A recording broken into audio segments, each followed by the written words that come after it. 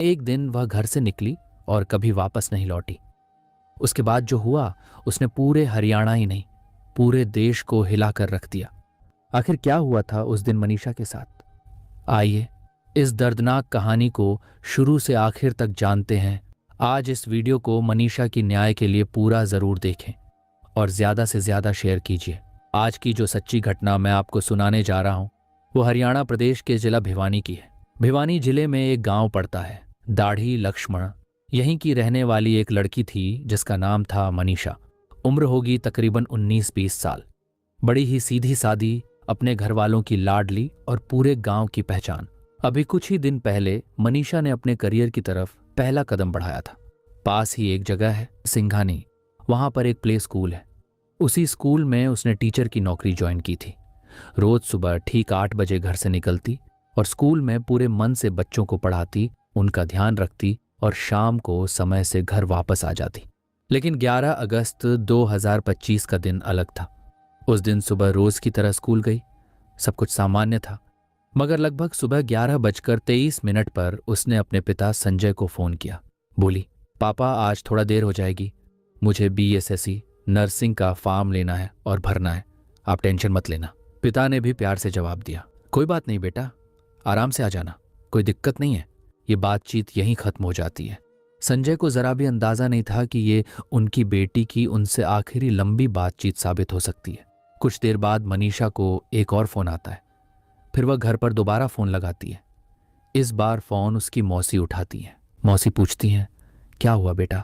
मनीषा कहती है, मौसी जी मैंने एक सूट ऑनलाइन ऑर्डर किया था, डिलीवरी वाला कभी भी आ सकता है, आप उसे ले लेना।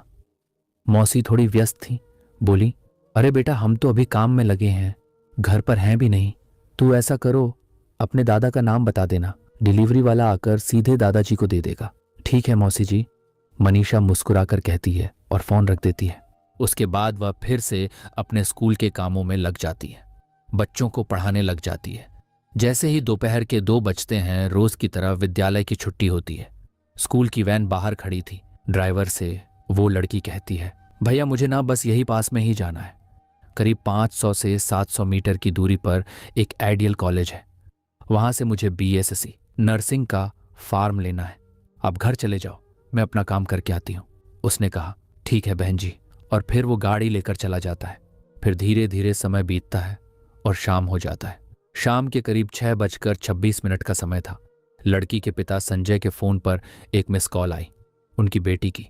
मिस कॉल देखते ही उन्होंने तुरंत कॉल बैक करने की कोशिश की, मगर उधर से फोन नहीं लगा। बार बार कोशिश करने पर भी कोई रिस्पॉन्स नहीं मिला। 6:26 में मेरी घंटी बजी, उसका कट गया। फिर मैंने 6:26 मतलब पूरी नहीं हुई थी, कुछ सेकंड बची हुई थी, मैंने उसके साथ अपना फोन उठाया, साथ ही साथ कॉल किया, फोन बंद था उसका। अब घर के भीतर बेचैनी फैलने लगी। सब सोचने लगे कि आखिर बेटी इतनी देर क्यों कर रही है, वह तो कभी भी इतना लेट नहीं होती थी। परिवार वाले आपस में चर्चा करने लगे कि अब क्या किया जाए।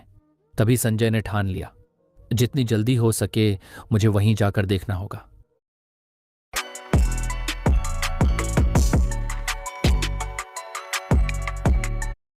वह तुरंत सिंघानी की तरफ निकल पड़े। वहां जाकर उन्होंने सबसे पहले उस प्ले स्कूल के स्टाफ से बातचीत की जहां उनकी बेटी काम करती थी।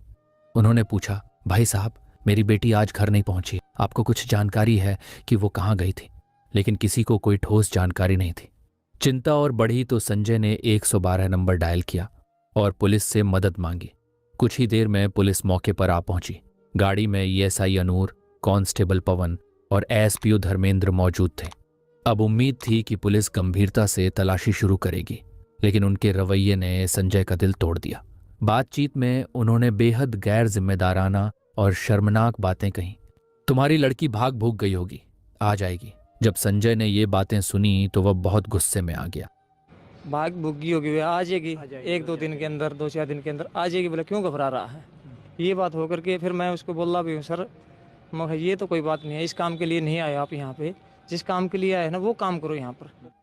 उसने तुरंत रिएक्ट किया, लेकिन उसके रिएक्शन के बाद भी जहां जहां पुलिस को तलाश करनी थी, जितनी ईमानदारी और शिद्दत से काम करना चाहिए था, वहां उन्होंने वैसा नहीं किया। उन्होंने बस थोड़ी बहुत औपचारिकताएं निभाई। जब वे लोग आइडियल कॉलेज पहुंचे और वहां के स्टाफ से मिले तो पुलिस वालों का अंदाज देखकर हैरानी हुई। वे ऐसे हंसी मजाक कर रहे थे, पीठ पर हाथ मार रहे थे, जैसे बरसों पुरानी जान पहचान हो। वहीं दूसरी ओर एक पिता अपनी बेटी को लेकर परेशान था। पुलिस वाला उनके साथ कोई बातचीत की है, बोले जी ठीक है कोई नहीं फिर मिलेंगे। हम वहाँ आगे, हाँ ऐसे कंधे पे हाथ उठ मार के बोले जी कोई नहीं आप फिर मिलते हैं जी, घर बैठ के मिलेंगे आपसे। ऐसे ऐसी बात हुई उनकी कुछ। आखिरकार रात के लगभग 10 बज गया।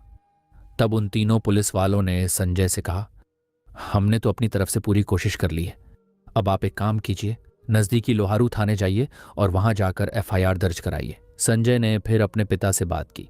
उसके साथ जो एक दो साथी थे उन्होंने भी कहा कि अब तो रात बहुत हो गई है, क्यों न सुबह चलकर एफआईआर कराएं। सबने सोचा कि सुबह जाकर देखेंगे। फिर भी रात में जितना हो सकता था उन्होंने खुद अपनी तरफ से तलाश करने की कोशिश की। 12 अगस्त 2025 की सुबह करीब 8:45 का समय था। उसी दिन संजय सिंह अपने परिवार के कुछ चाचा और करीब 1-2 साथियों के साथ थाने पहुंच गया।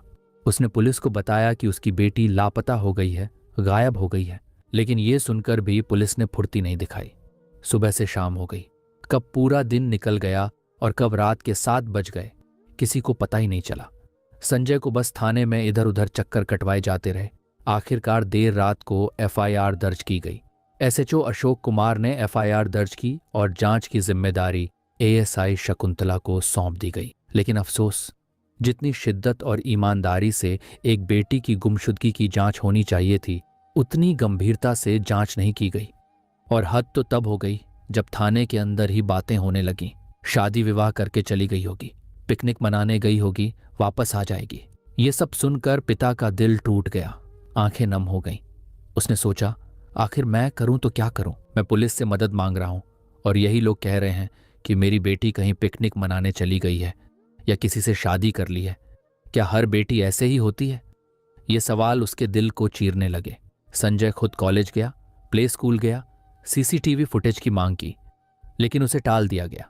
बस इतना कहा गया, दिखा देंगे, बड़े अधिकारी आएंगे तब मिलेगा। इस तरह की बातें सुनकर वो और निराश हो गया, लेकिन उसने हिम्मत नहीं छोड़ी। 13 अगस्त 2025 की सुबह की बात है। वो फिर विद्यालय की ओर गया, ये जानने के लिए कि कहीं सीसीटीवी फुटेज में उसकी बेटी दिखे तो सही। इसी बीच पुलिस चाहती तो उसकी बेटी का सीडीआर निकलवा सकती थी, लोकेशन ट्रेस कर सकती थी, लेकिन पुलिस ने मामले को गंभीरता से नहीं लिया। इसी दिन 13 अगस्त 2025 को लोहारू थाना क्षेत्र के गांव सिंघानी की नहर के पास एक बॉडी बरामद हुई। गांव वालों ने तुरंत पुलिस को सूचना दी। जांच अधिकारी एएसआई शकुंतला ने संजय को फोन किया और कहा, संजय आपको तुरंत आना होगा, हमने एक बॉडी पाई है, जरा देख लीजिए कि कहीं ये आपकी बेटी तो नहीं। ये सुनकर संजय के पैरों तले जमीन खिसक गई। उसका पूरा परिवार रोता बिलखता वहां पहुंचा।